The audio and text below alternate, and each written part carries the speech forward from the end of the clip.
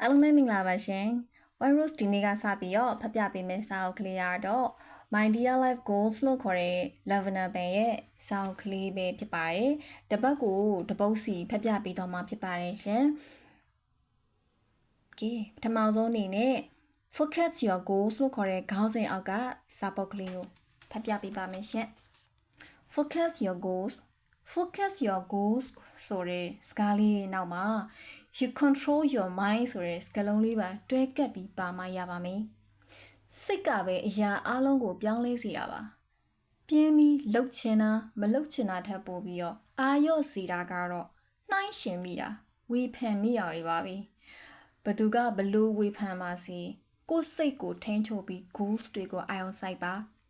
study တော့တာမဟုတ်ဘဲနဲ့ lifestyle တစ်ခုလုံးကို glow up ပိုကောင်းဘလို့ goals တွေထားသင့်လဲဆိုတာလေးကိုအခြေခံစနစ်တစ်ခုအနေနဲ့ပြောရရင် number 1အနေနဲ့ self care လုပ်ပါ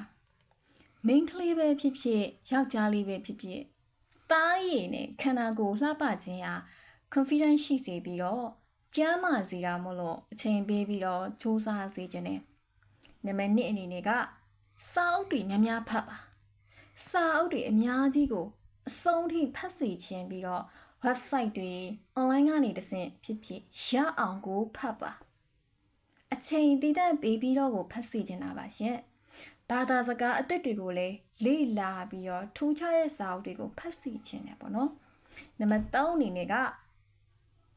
ကိုယ့်အတွက်ခိုင်မာတဲ့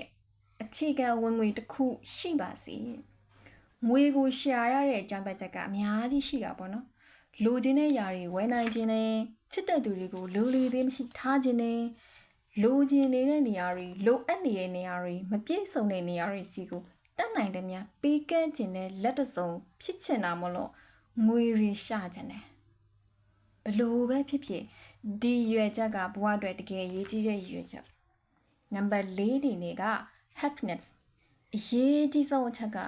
ပျော်ရွှင်မှုစ조사ပါဝမ်းနေရတဲ့အချိန်တွေပင်ပန်းနာကျင်ရတဲ့အချိန်တွေကိုရင်ဆိုင်ကြော်ဖြတ်နိုင်အောင်စူးစမ်းပြီးတော့လွတ်လွတ်လပ်လပ်နဲ့ပျော်ရွှင်စွာရေမောနိုင်အောင်စူးစမ်းပါနံပါတ်5အနေနဲ့က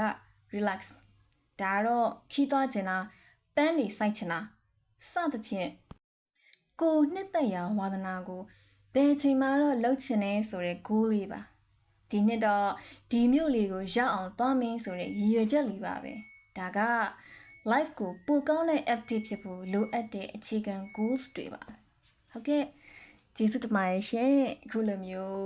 ချိန်လေးတကူကပေးပြီးတော့လာပြီးနားထောင်ပေးတဲ့ပရိသတ်တယောက်ချင်းစီတိုင်းကိုကျေးဇူးအများကြီးတင်ပါတယ်ရှင်နောက်အပတ်တိုင်းမှာလည်းတပုတ်စီဖတ်ပြပေးတော့မှာမို့လို့ like and subscribe လေးလုပ်သွားပေးကြပါဦးရှင်တတား